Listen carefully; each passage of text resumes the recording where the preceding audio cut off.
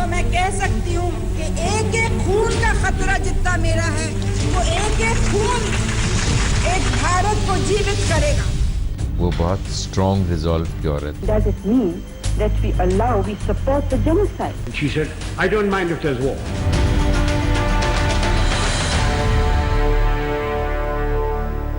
नमस्कार, आप देख रहे हैं आज तक आपके साथ मैं हूं अंजना ओम कश्यप। इस इमारत में एक इतिहास छिपा है।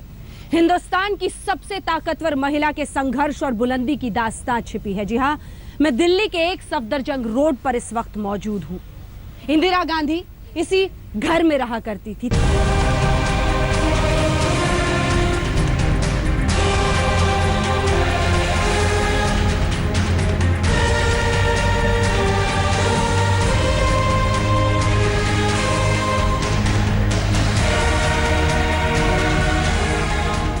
जिस एक सफदरजंग रोड में हम मौजूद हैं, वो उन वर्षों में हिंदुस्तान की सबसे ताकतवर जगह हुआ करती थी।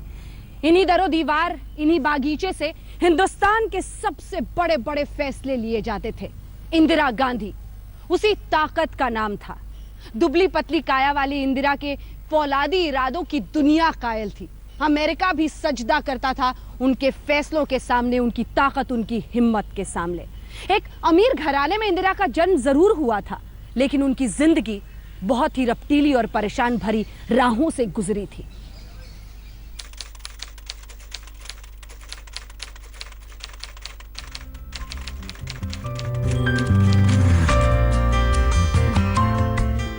इलाहाबाद के इसी स्वराज भवन में हुआ था इंदिरा का जन्म। बैरिस्टर मोतीलाल नेहरू के घर पोती आई थी।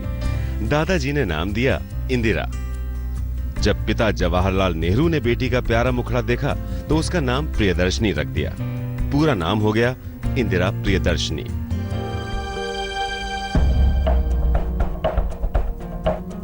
वो जंगे आजादी का दौर था। इंदिरा के जन्म के 3 साल बाद पंडित जवाहरलाल नेहरू महात्मा गांधी से जुड़े और आजादी की लड़ाई में कूद पड़े। स्वराज भवन क्रांतिकारियों का ठिकाना बन गया। आए दिन पंडित नेहरू को अंग्रेजी हुकूमत जेल में ठूंस देती थी। घर में बचती थीं बीमार कमला नेहरू और बेटी इंदिरा। बचपन से ही जैसे दर्द का रिश्ता बन गया। इंदिरा की फुफेरी बहन नयनतारा सहगल ने अपनी किताब Indira Gandhi tourist with power में इसका जिक्र किया है। बचपन से ही राजनीति उनकी जिंदगी पर हावी थी। घर की इकलौती बेटी थी, उन्हें सबका प्यार मिलता था। इसके बावजूद उनका बचपन बेहद तन्हा था। उस घर में जहां मां हमेशा बीमार रहती थी। पिता नेहरू का पूरे देश में बड़ा नाम था। लोगों की नजरों में उनका बहुत मान था, लेकिन मां की बीमारी के संकट में वो अक्सर घर से गायब रहते थे। पिता के मिशन आजादी का असर बेटी पर भी पड़ा। आम बच्चों की तरह खेल खिलौनों से नहीं खेला, बच्चों की वानर सेना बना ली जो क्रांतिकारियों की मदद करती थी। लेकिन जवाहरलाल नेहरू को चिंता थी अपनी बेटी की पढ़ाई की। इंदिरा को पंडित नेहरू ने पूना के बोर्डिंग स्कूल में डाल दिया। 3 साल बाद 1934 में इंदिरा गुरुदेव रविंद्रनाथ टैगोर के शांति निकेतन में पढ़ने चली गई और टीबी से जिंदगी की जंग लड़ रही कमला नेहरू को जवाहरलाल स्विट्जरलैंड ले गए। 28 फरवरी 1936 को कमला नेहरू जिंदगी की जंग हार गईं। इंदिरा आखिरी वक्त में मां की सूरत तक नहीं देख पाई। इंदिरा रेगिस्तान में पड़ी मछली की तरह छटपटाती रही, लेकिन जिंदगी के इन्हीं अनुभवों ने उन्हें मजबूत भी बनाया। 1937 में इंदिरा आगे की पढ़ाई के लिए ऑक्सफोर्ड के समरविले कॉलेज चली गई। पिता और बेटी की बातचीत अब चिट्ठियों के जरिए होने लगी। पिता की चिट्ठियों से न सिर्फ इंदिरा ने भारत के बारे में बहुत कुछ जाना, बल्कि इन चिट्ठियों ने तन से दुबली पतली इंदिरा को भीतर से इस्पात की तरह मजबूत बनाया। 1941 में इंदिरा ऑक्सफोर्ड से अपनी पढ़ाई खत्म करके हिंदुस्तान लौट आईं। बेटी के साथ आ जाने से नेहरू खुशी से फूले नहीं समा रहे थे, लेकिन इंदिरा ने कुछ ऐसा कहा जिसे सुनकर नेहरू के होश फाख्ता हो गए। इंदिरा गांधी जब लौटी तो उन्होंने कुछ ऐसा कह दिया जिसकी उम्मीद ही नहीं थी पंडित नेहरू को। कहा पंडित नेहरू अपनी बेटी की करियर की चिंता कर रहे थे और इंदिरा ने घर बसाने की बात कर दी। जिस युवा पारसी क्रांतिकारी फिरोज गांधी ने कमला नेहरू की सेवा की थी, जो Firoz London School of Economics की पढ़ाई छोड़कर आजादी की जंग में कूद पड़े थे, इंदिरा ने उन्हीं फिरोज गांधी से शादी करने की ठान ली थी। फिरोज गांधी शायद लंदन स्कूल ऑफ इकोनॉमिक्स में पढ़ रहे थे उन दिनों में। इंदिरा जी भी इंग्लैंड में थी, उनकी पढ़ाई वहाँ चल रही थी। उनकी माँ की मृत्यु हो चुकी थी और फिरोज भाई, हम उनको फिरोज भाई कहते थे, यानी एक ख़ानदान जैसे थे। और सो उनके साथ दोस्ती बढ़ी और कई साल बाद फिर शादी हुई। इंदिरा और फिरोज का ये प्यार लंदन में परवान चढ़ा था। फिरोज की हिम्मत नहीं हो रही थी कि नेहरू से इंदिरा का हाथ मांगे, लिहाजा इंदिरा ने पिता से बात की। इंदिरा के इरादे पर नेहरू भड़क गए। फिर जो उन्होंने आके नेहरू को कहा कि मैं इनसे शादी करना चाहती हूँ, तो काफ़ी हंगामा देश में हो गया। देश में क्योंकि ये तो ब्राह्मण और वहाँ पारसी। बहुत समझाने पर उन्होंने कहा अगर महात्मा गांधी राजी हो जाएं तो उन्हें एतराज नहीं होगा। इंदिरा ने इस शादी के लिए महात्मा गांधी से भी बात की। गांधी जी पहले तो बिल्कुल राजी नहीं हुए, लेकिन बहुत समझाने पर मान गए। आखिरकार 26 मार्च 1942 को इंदिरा और फिरोज की शादी हो गई। शादी के बाद दोनों हनीमून के लिए कश्मीर चले गए, लेकिन जब लौटे तो अंग्रेजी हुकूमत ने पति पत्नी को गिरफ्तार करके नैनी जेल में डाल दिया। 13 महीने तक इंदिरा और फिरोज जेल में रहे। 20 अगस्त 1944 को इंदिरा का परिवार बड़ा हुआ। इस दिन राजीव गांधी का जन्म हुआ था। 2 साल बाद 14 दिसंबर 1946 को संजय के जन्म के साथ ही परिवार पूरा हो गया। पंडित नेहरू के लिए तो राजीव और संजय के रूप में जैसे 2 खिलौने मिल गए। संजय थोड़े शरारती थे तो राजीव आम बच्चों से बिल्कुल अलग। बिल्कुल छोटा बेबी था तो महीने भर तो रात और दिन रोया। और इत्तेफाक से मैं अपनी बुआ के संग ठहरी थी तो उन लोगों ने देखभाल की, मुझे परेशानी नहीं हुई। लेकिन मैं ज़रूर घबराई कि अब इलाहाबाद वापस ले जाऊंगी, अगर इसी तरह से रोएगा तो क्या होगा। लेकिन उसने रेल में ही बंद कर दिया और उसके बाद ज़रा भी तंग नहीं किया। दोनों भाइयों में प्यार था तो झगड़ा भी खूब होता था। ये काफ़ी छोटे थे दोनों भाई, तो संजय के टॉन्सिल्स का ऑपरेशन हुआ था। तो आपको मालूम है भाइयों छोटे जब बच्चे होते हैं तो झगड़े भी बहुत होते हैं। लेकिन जितने देर ऑपरेशन मतलब हुआ तो बाहर बैठा रहा कमरे के कि हम यहीं बाहर बैठेंगे जहाँ हो रहा। और फिर जब कमरे में लाया गया अस्पताल में तो खुद बैठा और कहा नहीं, मैं उस वक्त हर वक्त मुंह पोंछना होता है क्योंकि वो टपकता रहता है कुछ। तो नर्स थी, मैं थी, कहेंगे नहीं हम करेंगे भाई का। तो खुद देखता रहा, मगर जैसे ही संजय को होश आया वैसे अच्छा अब हम जाते हैं। इंदिरा की कांटों भरी जिंदगी में फूलों की ये बारिश बहुत दिनों तक नहीं रही। अभी कई मुश्किलें आनी थीं, कई इम्तिहान बाकी थे। जिन मुश्किल हालात से होते हुए इंदिरा और फिरोज की शादी हुई थी, अभी उसमें कई इम्तिहान बाकी थे। देश आजाद हुआ। पिता पंडित जवाहरलाल नेहरू देश के पहले प्रधानमंत्री बने।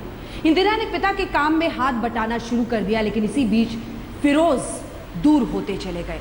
यहां से जैसे परेशानियों की शुरुआत हो रही थी।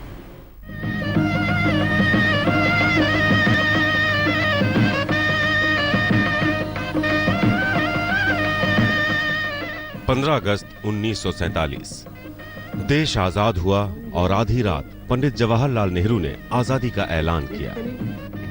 And now the time comes when we shall redeem our pledge. At the stroke of the midnight hour, when the world sleeps, India will awake to life and freedom. Pandit Nehru देश के पहले प्रधानमंत्री बने। इंदिरा 2 हिस्सों में बट गई। एक तरफ वो अपना परिवार संभाल रही थी, तो दूसरी तरफ पिता का भी उन्हें ख्याल रखना था। फिरोज गांधी लखनऊ में नेशनल हेराल्ड के मैनेजिंग एडिटर बन गए। इंदिरा भी लखनऊ आ गई। इंदिरा का दिल्ली आना जाना बना रहा। इसको लेकर इंदिरा और फिरोज के रिश्तों में कड़वाहट बढ़ने लगी। शादी के बाद हाँ कुछ मुश्किलें शुरू हुई, क्योंकि वो अलग रहते थे। अलग रहना पड़ा क्योंकि इंदिरा जी अपने पिताजी के साथ थी दिल्ली में। फिरोज़ गांधी उन दिनों में लखनऊ में थे, नेशनल हेरल्ड पर काम कर रहे थे, तो उसमें ज़रा टेंशन्स उठे। 1952 के लोकसभा चुनाव में पंडित नेहरू ने फिरोज गांधी को रायबरेली से टिकट दे दिया और फिरोज जीत भी गए। नेहरू चाहते थे कि फिरोज और इंदिरा उन्हीं के साथ रहें, लेकिन फिरोज बहुत स्वाभिमानी थे।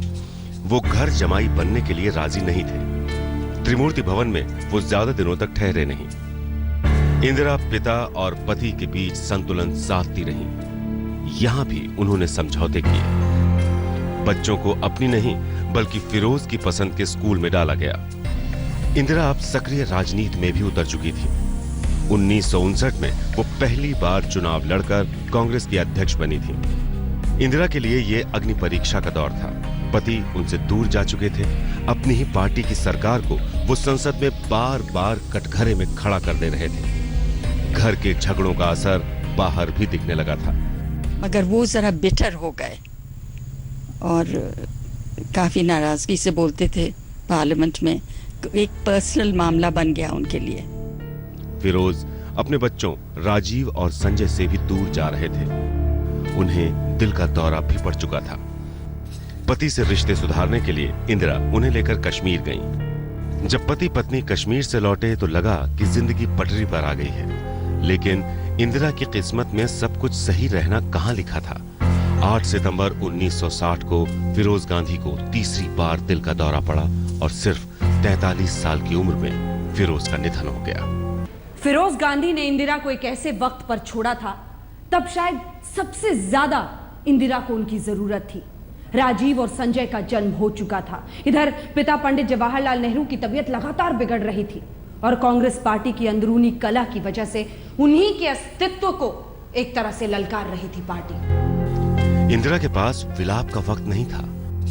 अपने पिता और 2 बच्चों की जिम्मेदारी उन पर थी। 27 मई 1964 को पंडित जवाहरलाल नेहरू का निधन हो गया। पिता के निधन ने इंदिरा को जैसे पत्थर बना दिया। वो गहरे सदमे में थी। नए नए प्रधानमंत्री बने लाल बहादुर शास्त्री ने उन्हें समझाया और अपनी कैबिनेट में इंदिरा को सूचना प्रसारण मंत्री बनाया। 11 जनवरी 1966 को लाल बहादुर शास्त्री का निधन हो गया। गुलजारी लाल नंदा कार्यवाहक प्रधानमंत्री बने, लेकिन उस वक्त के कांग्रेस अध्यक्ष के कामराज ने पार्टी में विरोध के बावजूद इंदिरा का नाम प्रधानमंत्री पद के लिए आगे कर दिया। 24 जनवरी 1966 को इंदिरा देश की पहली महिला प्रधानमंत्री बनी। जिंदगी के कांटों भरे सफर में पहली बार इंदिरा अपनी महत्वाकांक्षा तक पहुंची थी, लेकिन यहां भी मुश्किलों ने उनका पीछा नहीं छोड़ा। तो काम करने का जो उनका दिमाग ही जिस तरह चलता था कि कावड़ नहीं होना चाहिए, डरपोक नहीं होना चाहिए। वो बड़ी निडर थी और वो निडरता से काम करती थी और यही कारण है, मुख्य कारण यही है कि उनको हर समस्या निकालने में सफलता मिलती थी। उस वक्त कांग्रेस के सबसे वरिष्ठ नेता मोरारजी देसाई पार्टी के फैसले से नाराज हो गए। यहां तक कि जब इंदिरा का नाम प्रधानमंत्री के लिए के कामराज ने आगे बढ़ाया तो मोरारजी बगावत पर उतर आए। मोरारजी देसाई की जिद पर पार्टी ने उनके और इंदिरा के बीच चुनाव कराया था, जिसमें इंदिरा ने भारी अंतर से जीत हासिल की थी। हालांकि इंदिरा ने उन्हें उप प्रधानमंत्री का पद दिया था, फिर भी मोरारजी से इंदिरा के आंकड़े हमेशा 36 के ही रहे। 1967 के लोकसभा चुनावों में कांग्रेस की जीत हुई, लेकिन कांग्रेस ने करीब 60 सीटें गंवा दी थी। 1962 में जहां कांग्रेस ने 361 सीटें जीती थीं, वो 1967 में सिमटकर 283 पहुंच गई। इंदिरा प्रधानमंत्री पद पर बनी रहीं, लेकिन मोरारजी देसाई उनके खिलाफ मोर्चा खोले ही रहे। इंदिरा भी मोरारजी देसाई के पर कतरने में जुट गईं। नतीजा यह हुआ कि 1969 में कांग्रेस बट गई। मोरारजी कांग्रेस ओ में चले गए। इंदिरा कांग्रेस आर की अध्यक्ष बन गई, जिसका नाम बाद में बदलकर कांग्रेस आई किया गया। विपक्ष लगातार सरकार को घेर रहा था। इंदिरा गांधी की आलोचना हो रही थी, यहां तक कि उन्हें गूंगी गुड़िया भी कह दिया गया। लेकिन दिखा दिया इंदिरा गांधी ने अपने बुलंद हौसले से और फौलादी इरादों से कि वो गूंगी गुड़िया नहीं, आयरन लेडी हैं। 19 जुलाई 1969 को इंदिरा ने 14 बड़े बैंकों का राष्ट्रीयकरण कर दिया। ये एक क्रांतिकारी कदम था। जो बैंकिंग सेवाएं तब तक बड़े व्यापारियों और किसानों तक ही सीमित थीं, अब वो देश की आम जनता और आम किसानों तक पहुंचने लगी। इसी साल इंदिरा ने भूमिहीन और समाज के कमजोर वर्ग के लिए भूमि सुधार नीति बनाई। इंदिरा ने हरित क्रांति को बढ़ावा दिया। नतीजा ये हुआ कि पहले जहां भारत को अमेरिका से खाद्यान्न आयात करना पड़ता था, वहीं भारत अब खाद्यान्न निर्यात करने लगा। 1971 के चुनावों में इंदिरा ने अपनी राजनीतिक हैसियत भी बढ़ाई। उन्होंने गरीबी हटाओ का नारा दिया। 1967 में कांग्रेस ने जहां सिर्फ 297 सीट जीती थीं, वहीं 1971 में कांग्रेस आई ने 352 सीटों पर जीत दर्ज की। इंदिरा अब कामयाबी के शिखर पर थी। यकीनन ये वो वक्त था जब इंदिरा कामयाबी की बुलंदियों पर थी। उनके फैसले देश हित में थे, लेकिन ये वो वक्त भी था जब देश के सामने एक बड़ी समस्या खड़ी थी। जी हां, पूर्वी पाकिस्तान से लाखों की तादाद में शरणार्थी हिंदुस्तान पहुंच रहे थे और उधर पश्चिमी पाकिस्तान का एक तानाशाह जनरल इंदिरा के सब्र का इम्तिहान ले। Do you think people are going to sit aside and watch their women raped in front of them? Nothing but exaggerated lies.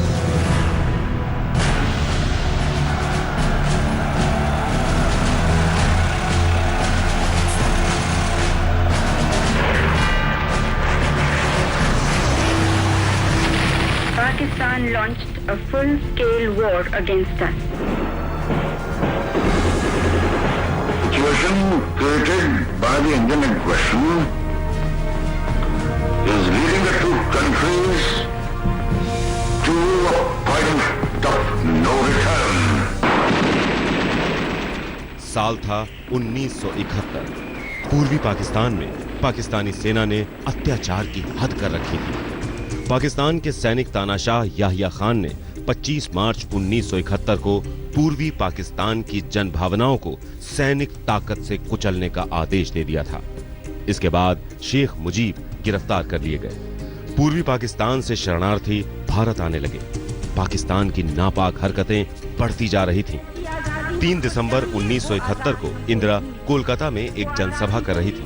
उसी दिन शाम को पाकिस्तानी वायुसेना के विमानों ने भारतीय वायुसेना पार करके पठानकोट, श्रीनगर, अमृतसर, जोधपुर और आगरा के सैनिक हवाई अड्डों पर बमबारी कर दी। इंदिरा ने ठान लिया कि पाक को सबक सिखाना है। What about you? Is there a situation in which you might attack Pakistan? Well, I hope not.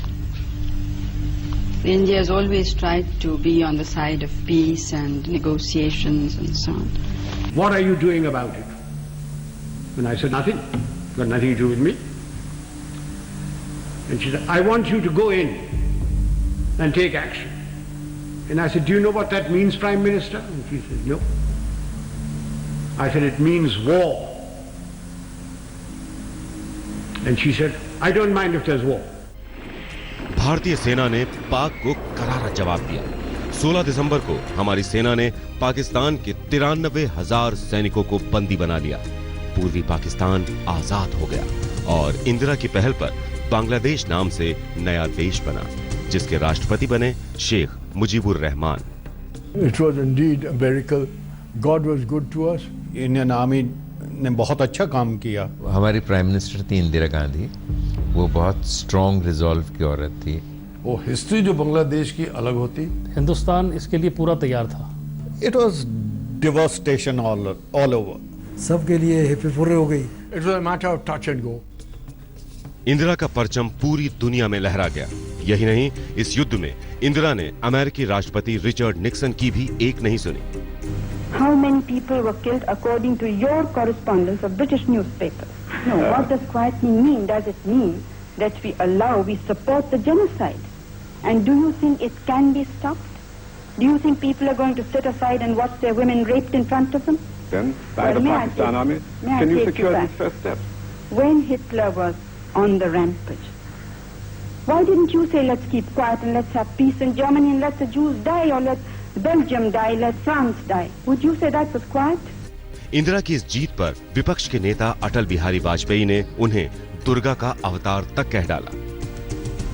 Indira ने दुनिया को बता दिया कि कोई उन्हें कमजोर ना समझे। अमेरिका को सबक सिखाते हुए इंदिरा ने रूस की तरफ दोस्ती का हाथ बढ़ा दिया। इंदिरा भारत को एक नई महाशक्ति बनाने में लगी हुई थी। 18 मई 1974 को इंदिरा ने पोखरण में परमाणु परीक्षण करवाकर पूरी दुनिया को अपनी ताकत की धमक दिखाई। लेकिन यही वो वक्त था जब इंदिरा पर मनमानी का भी आरोप लगा।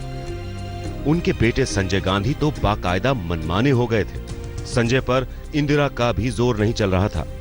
दुनिया के सबसे बड़े लोकतंत्र में लोकतांत्रिक परंपराओं पर खतरा मंडराने लगा था। 70 का दशक इंदिरा गांधी का दशक था और उनके राज में उनके बेटे संजय गांधी की तूती बोलती थी। लेकिन संजय गांधी में सत्ता का दंभ कूट कूट कर भरा था। इधर इंदिरा गांधी अपने राजनीतिक रसूख को बढ़ाने में लगी थी। उनके खिलाफ बगावत हो गई और देश को पहली बार आपातकाल का सामना करना पड़ा।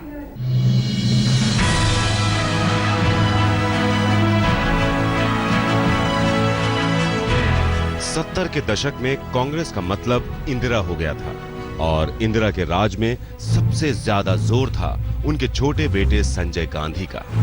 हाशिए पर पड़ा विपक्ष लाचार था। कांग्रेस राज में बढ़ती अराजकता के खिलाफ जयप्रकाश नारायण ने बिहार के छात्रों को साथ लेकर एक नई जंग की शुरुआत कर दी थी। इसी बीच एक और बात इंदिरा के खिलाफ चली गई। हुआ यह था कि इंदिरा ने 1971 के चुनावों में राज नारायण को हराया था। राज नारायण ने इंदिरा के खिलाफ इलाहाबाद हाई कोर्ट में याचिका दायर की थी। राज नारायण ने आरोप लगाया था कि इंदिरा ने इस चुनाव में धांधली करवाई थी। 12 जून 1975 को हिंदुस्तान की राजनीति में भूचाल आ गया। इलाहाबाद हाई कोर्ट ने इंदिरा गांधी का चुनाव रद्द करने का फैसला सुना दिया। People rejoice and reaffirm their faith in the democratic institutions of India. I accept the judgment with humility.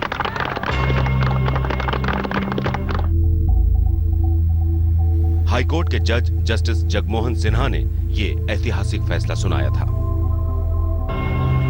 I treat every judgment and every case alike. I never thought that it was a historic judgment. Because if a judge thinks that there is a very important case, then it can sway his judgment.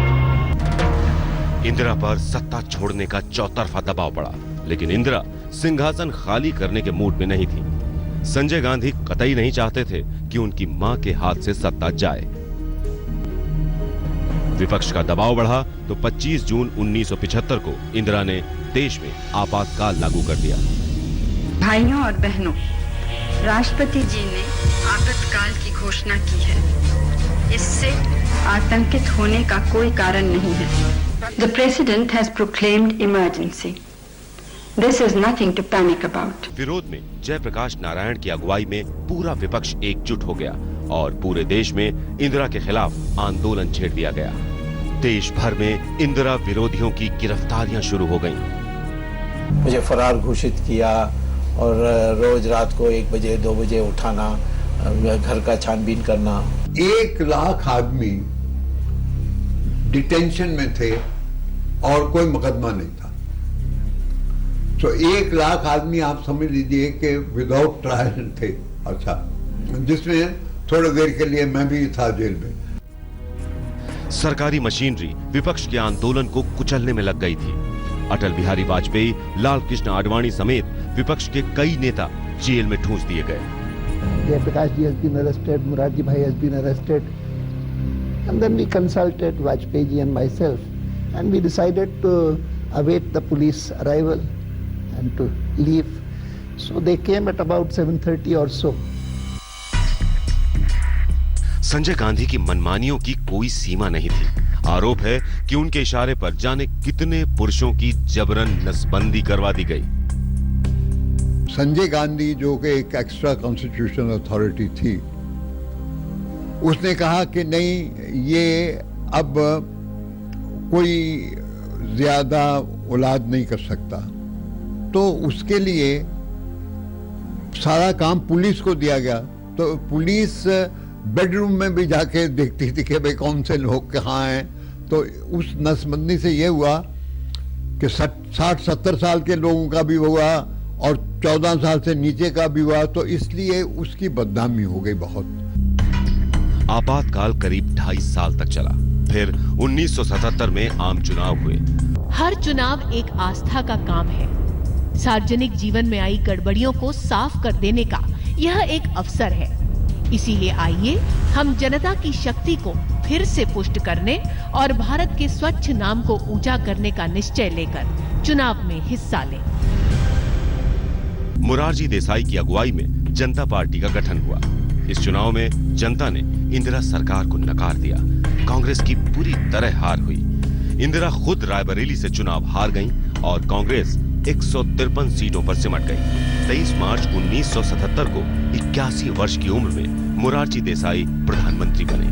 ये आजादी के 30 साल बाद बनी पहली गैर कांग्रेसी सरकार थी। लेकिन जो विपक्ष इंदिरा के खिलाफ एकजुट था, वो सत्ता पाने के बाद बिखर गया। 2 साल में मोरारजी देसाई की सरकार गिर गई। इंदिरा ने एक और गेम खेला। उन्होंने चौधरी चरण सिंह की सरकार बनवाकर उन्हें बाहर से समर्थन दे दिया। लेकिन चौधरी चरण सिंह सरकार भी 5.5 महीनों में ही गिर गई। 3 साल के भीतर ही जनता पार्टी का गुब्बारा फूट गया। विपक्ष तिनका तिनका बिखर गया। 1980 में फिर लोकसभा चुनाव हुए। कांग्रेस ने नारा दिया, इंदिरा लाओ देश बचाओ। नारा कामयाब रहा। इंदिरा को प्रचंड बहुमत मिला। कांग्रेस को 374 सीटों पर जीत मिली। इंदिरा का परचम एक बार फिर लहरा गया। इस बार इंदिरा बदली थी। उन्होंने बदले की भावना से कोई काम नहीं किया। दिन रात वो अपने काम में जुटी रहती थी। थोड़ी सी फुर्सत मिलती तो अपने पोते राहुल और पोती प्रियंका के साथ बातें करती थी।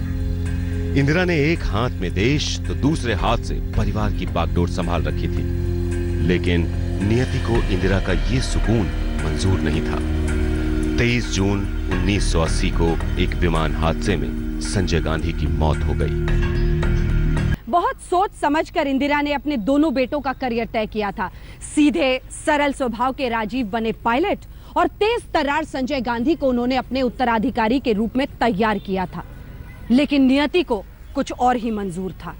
जो भी सोचा था इंदिरा ने, हो न पाया।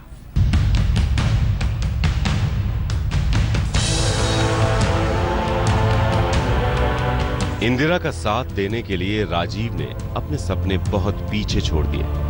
पायलट की वो वर्दी भी छोड़ दी जिसे वो बड़े शौक से पहना करते थे। 11 मई 1981 को राजीव गांधी ने कांग्रेस का सियासी झंडा थाम लिया और पूरी तरह राजनीति में आ गए। पायलट कैप की जगह गांधी टोपी ने ले ली और जिस्म पर राजीव के सियासत में आने का ऐलान करता कुर्ता पायजामा नजर आने लगा। राजीव ने संजय गांधी की सीट अमेठी से चुनाव लड़ने के लिए पर्चा दाखिल कर दिया और उस वक्त कद्दावर नेता शरद यादव को 2 लाख से भी ज्यादा वोटों से हरा दिया। इंदिरा ने राजीव गांधी को दिल्ली में होने वाले एशियन गेम्स की कमान सौंप दी। राजीव की देखरेख में एशियन गेम्स ने पूरी दुनिया में सुर्खियां बटोरी। राजीव ने संजय की कमी को पूरा करने की कोशिश की। मां इंदिरा को मजबूती से सहारा दिया। लेकिन वक्त ने 80 के दशक में गांधी परिवार के लिए कुछ और ही तय कर रखा था। पूरा पंजाब अलगाव की आग में धधक रहा था। कभी इंदिरा गांधी का नजदीकी रहा जनरल सिंह भिंडरावाला पूरे पंजाब को आतंक के रास्ते पर धकेल चुका था। कत्ल गारत तो जैसे पंजाब का मुकद्दर ही बन चुका था। इंदिरा गांधी के सामने बड़ी चुनौती थी। ना चाहते हुए भी इंदिरा गांधी ने सेना की मदद लेना मुनासिब समझा और इस मुहिम को नाम दिया गया ऑपरेशन ब्लू स्टार। पहले तो ब्लू स्टार ऑपरेशन के करने के वो हक में ही नहीं थी, लेकिन कुछ हालात ऐसे हो गए थे कि वहाँ पर किस तरह टेररिस्ट वगैरह छुपे हुए थे और किस तरह से पाकिस्तान उसमें पंजाब में हालात पैदा कर दिए जाए थे। DIG को गोली मार दी गई थी, तो इंदिरा गांधी जी के ऊपर बहुत दबाव था सबका कि कोई ना कोई ऐसा कदम उठाना चाहिए जिसके ऊपर नियंत्रण लाया जा सके। भिंडरावाला अपने समर्थकों के साथ पवित्र स्वर्ण मंदिर में डेरा डाले हुए था। 3 जून 1984 को भारतीय सेना ने स्वर्ण मंदिर के चारों तरफ डेरा डाल दिया और 5 जून को मंदिर के अंदर घुस गई। गोलियों की तड़तड़ाहट से स्वर्ण मंदिर गूंज उठा। भिंडरावाला और उसके सभी समर्थक मारे गए। लेकिन इस घटना ने इंदिरा गांधी को तोड़कर रख दिया। पंजाब से उठी अलगाव की आग ठंडी नहीं हुई थी। सुरक्षा एजेंसियों ने इंदिरा गांधी की जान को खतरा बताया। सुरक्षा के मद्देनजर सिक्योरिटी के सिख गार्ड्स हटा लिए गए। इंदिरा को जब ये बात पता चली तो वो बहुत नाराज हुई। उन्होंने कहा कि मैं तो हर धर्म का, हर मजहब का, हर लोगों का आदर करती हूँ, मेरे कोठी से किस तरह इनको हटा दिया गया है। इंदिरा की सुरक्षा में लगे सिख गार्ड्स फिर ड्यूटी पर लौट आए, लेकिन इंदिरा गांधी का मन कुछ बेचैन रहने लगा था। वो अपने भाषणों में अपनी मौत का जिक्र करने लगी थी। कुछ लोगों को जैसे अपना भविष्य पहले से दिख जाता है। जी हाँ, इंदिरा गांधी को अपनी मौत से पहले जैसे मौत का आभास हो गया था। अपनी मौत से एक दिन पहले जब वो भुवनेश्वर में बोल रही थी तो लगा जैसे अपनी ही जिंदगी की आखिरी स्क्रिप्ट वो अपनी ही जुबान से पढ़ रही थी। हमारी चिंता हम सबको करनी है और ये उत्तरदायित्व कोई मेरा नहीं है।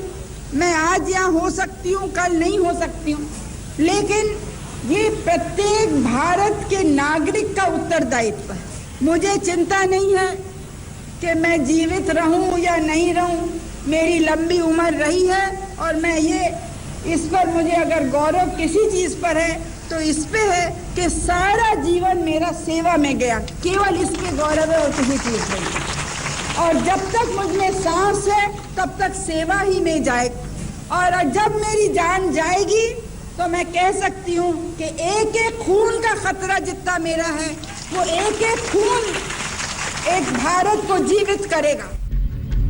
इंदिरा गांधी ने ये भाषण अपनी मौत से ठीक एक दिन पहले भुवनेश्वर में दिया। किसे पता था इंदिरा अपनी मौत की भविष्यवाणी कर रही हैं। इस भाषण के अगले ही दिन 31 अक्टूबर 1984 को इंदिरा गांधी R.K. धवन को कुछ खास निर्देश देकर आगे बढ़ गईं। BBC का एक रिपोर्टर उनका इंटरव्यू के लिए इंतजार कर रहा था।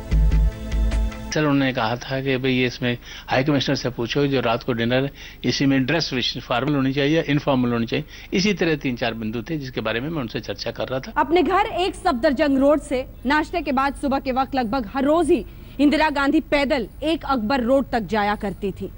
उस रोज भी ठीक 9:15 बजे के आसपास वो एक सफदरजंग रोड के अपने घर से एक अकबर रोड की तरफ बढ़ रही थी।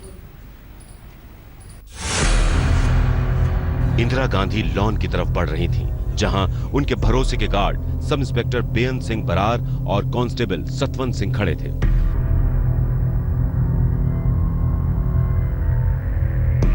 इंदिरा गांधी या उनके साथ चल रहे लोग कुछ समझ पाते उससे पहले ही बेअंत सिंह ने इंदिरा गांधी पर रिवॉल्वर से गोली चला दी और सतवंत ने पूरी मशीन गन इंदिरा गांधी पर खाली कर दी।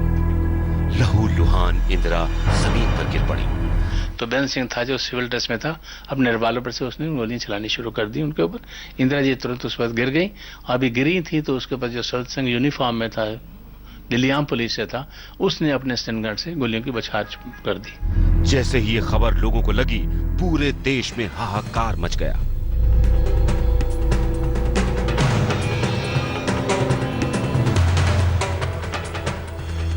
मौत के संदेशे को कौन टाल सकता है? तन से प्राण का पंछी उड़ चुका था। इंदिरा अनंत में समा गई।